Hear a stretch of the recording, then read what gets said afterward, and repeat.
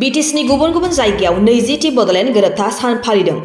गसाइगाव जिल्लानि BPF राजखान्थि दोलोआ दिनै 20थि बड'लेण्ड गोरोबथा सान फालिदों।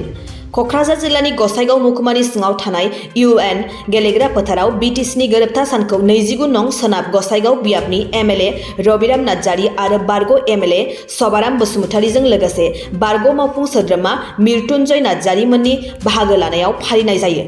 गोरोबथा साननि हाबाफारि बादियै फुंनि 9:30 रिंगायाव आफादनि फिरफिलाखौ बारग' MLA सभाराम बसुमतारीया बिरहोनानै हाबाफारिखौ बेखेवना होयो। मुंख्लंफोरनो बिबार बावजेनो बारग' मावफुं सोद्रोमा मृत्युंजय नार्जारीया। दिनैनि बे गोथार सानाव BPF राजखान्थि दोलोनि गोबां दैदेनगिरिफोरा बाहागो लायो आरो BTC गोरोबथा सानखौ मान होयो।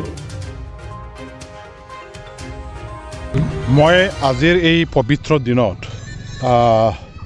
প্ৰথমতে যোৱা আমাৰ 1957 আপছৰ নেতৃত্বত হৈছিলে আৰু এই আন্দোলনৰ ফলত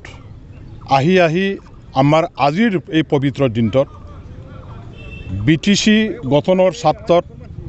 এটা ঐতিহাসিক বড় একৰ্ড দিল্লীত স্বাক্ষৰিত কৰা হৈছিল। ভাৰত চৰকাৰৰ প্ৰধানমন্ত্ৰী তেতিয়াৰ অটল বিহাৰী বাজপেয়ীৰ নেতৃত্বত LK আদবানী আমাৰ উপ প্ৰধানমন্ত্ৰীৰ নেতৃত্বত আৰু তেতিয়াৰ অসম চৰকাৰ কংগ্ৰেছৰ এই আমলত আমাৰ প্ৰয়াত তৰুণ গগৈ মুখ্যমন্ত্ৰী ডাঙৰীয়াৰ নেতৃত্বত BLTৰ লগত যেটো চুক্তি স্বাক্ষৰিত কৰা হৈছিল সেই সময়ত আমি নিখিল বড়ো ছাত্ৰ সন্থাৰ মই নিজে এই সংগঠনৰ সভাপতি হিচাপে যেহেতু স্বয়ং আছিলোঁ এই গোটেইটো আমাৰ দীঘলীয়া আন্দোলনৰ কাৰ্যকালত বা আমাৰ এই আন্দোলনৰ সময়ছোৱাত বড়োপা উপেন্দ্ৰনাথ ব্ৰহ্মৰ পৰা আৰম্ভ কৰি যিবিলাকে আজি শ্বহীদ হৈ গ'ল জাতিৰ কাৰণে আন্দোলনৰ সময়ত নিজৰ মূল্যৱান জীৱন ত্যাগ কৰিলে মই তেখেতসকলৰ ওচৰত আজি মোৰ যেটো শ্ৰদ্ধা তেওঁলোকৰ প্ৰতি যেটো আমাৰ অন্তৰৰ পৰা যেটো শ্ৰদ্ধা মই জ্ঞাপন কৰিছোঁ আৰু তেওঁলোকৰ আত্মসদ্গতিৰ কাৰণে মই ঈশ্বৰৰ ওচৰত প্ৰাৰ্থনা জনাইছোঁ। जोंनि आसाम हादराव बिसेसकै BLTनि दैदेननायाव दुलाराय बर' फरायसा आफादनि दैदेननायाव आरो गोबां बर' माहारिनि दैदेननायाव जेनाखि आलदा रायजो बड'लेण्डनि दाबिनाय बे दाबिनायनि फिथाइ महरै 2003 मायथाइनि दिनैनि 10 फेब्रुवारि सानावनो 2003 दिनैनि दिनावनो गोदान दिल्लीयाव बै समनि भारतनि डिपुटि प्राइम मिनिस्टार LK आदबानी आरो आसामनि सोरगोआरि चिफ मिनिस्टार तरुण गगैनि नुजाथिनायाव आसाम सरकार भारत सरकार आरो BLTनि गेजेराव मोनसे जारिमिनारि सुक्ति जानानै थाङो जे सुक्तिया भारतनि सांबिधानिक 6 शिड्युल 6थि शिड्युलाव सोखांजानानै दिनैहाय जोंनि बे बड'लेण्ड टेरिटरियेल काउन्सिल BTC बे मुंखौ जोङो बर'फ्रा सुक्ति खालामनो हादों।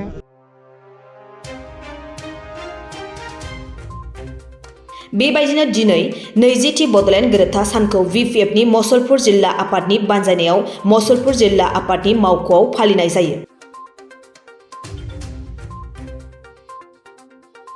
दिनै जोङो जोंनि थाखाय मोनसे गोथार दिन खारन बर' माहारिया बर' जाति दानायनि थाखाय आरो बे राजनैतिक अधिकारनि थाखाय माने बेवहाय गोबाव सम उपेन्द्रनाथ ब्रह्मनि नेतृत्वआव बेवहाय बड'लेण्ड आलादा रायजोनि सोमावसारनाय आरम्भ जादोंमोन 1987 2 मार्चनिफ्राय आरो बिथांखौनो जोङो जोंनि मार्गदर्शक हिसाबै लायो। बिथांनि दैदेननायावनो बर' माहारिया खौसेथि जादोंमोन आरो दिनैनि BTC जिफोर सुक्ति जाबोदों बेफोर गासिबो जोंनि फादार उपेननि जिथु दैदेननाय जे बेवहाय माहारियारि सोमावसारनाय आरो जोंनि थामोन्थानि थाखाय जोंनि अर्थनैतिक सामाजिक राजनैतिक अधिकारनि थाखाय हानि थाखाय जितु सोमावसारनाय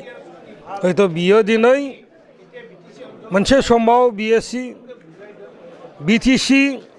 बे सुक्तिया जाबोनो हादों बिटिआर एकर्ड नङा जों बिटिसि एकर्डखौ फालिदो दिनै जे बिटिसिनि माने बर' ओनसोल बिटिसि एरिया बेनि दिनै माने बार्थडे जन्मदिनखौ जों पालन खालायदो गतिके बियो कारण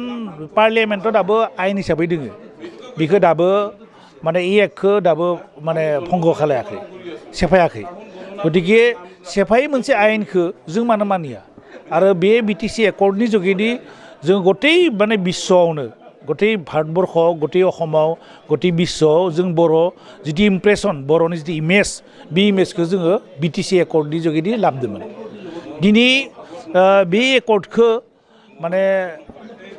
पालन खालायिया फालियिया माने जोंनि दा गभर्नमेन्ट बिनि कारन एक्सुवेलि उचित जायाखै आरो जोंनि हारिनि थाखाय बा बिटिसि एरियानि थाखाय बे बिराद दुखु गोनां बाथ्रा जे जिथु एकर्डनि जुगेदि जों जोंनि गतै एरियानि इमप्रेसनखौ इमेजखौ जोङो लाबोदोंमोन बे इमेज लाबोनाय एकर्डखौनो जोङो फालिनो रोङाखै गतिके इ दुर्भाग्यजनक खिन्थु जों बिपिएफ दलोआ बेखौ बावगाराखै कारन जोङो बिपिएफ दलोआ हाग्रामा महिलारिनि लिडारशिपआव बिटिसि ओनसोलाव बिटिसि एकर्डनि जुगेदि माने बिटिसि एकर्ड बेयाव विभिन्न कमिउनिटिनि गेजेराव जितु डेभेलपमेन्ट कपारेसन बेखौ जों लाबोदोंमोन रोखोमसेयैनो बिटिसि गोरोबथा सानखौ उदालगुरि जिल्लानि सिङाव थानाय मनपुरावबो फालियो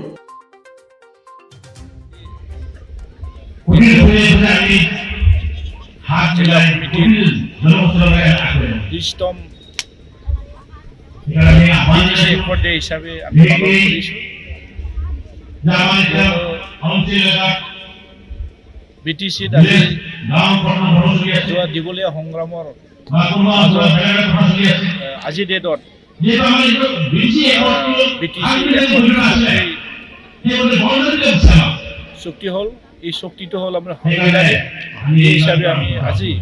এই একৰ্ডটো পালন কৰিছোঁ আমি ভাবিছিলোঁ যে চৰকাৰীভাৱে বৰ্তমান যি বিটিচি কাৰ্যকাল তেখেতসকলে চলাই আছে তেখেতসকলে সেই চৰকাৰীভাৱে পালন কৰিব লাগিছিলে কিন্তু আজি তেখেতসকলে পালন নকৰিলে কি কাৰণত পালন নকৰিলে আমি ক'ব নোৱাৰোঁ কিন্তু আমি বিপিএফ ৰাজনৈতিক দল হিচাপে এই বিটিচি একৰ্ড ডেটো আমি পালি গৈ থাকিম আজিও পালিছোঁ আহি থকা দিনত আমি পালি গৈ থাকিম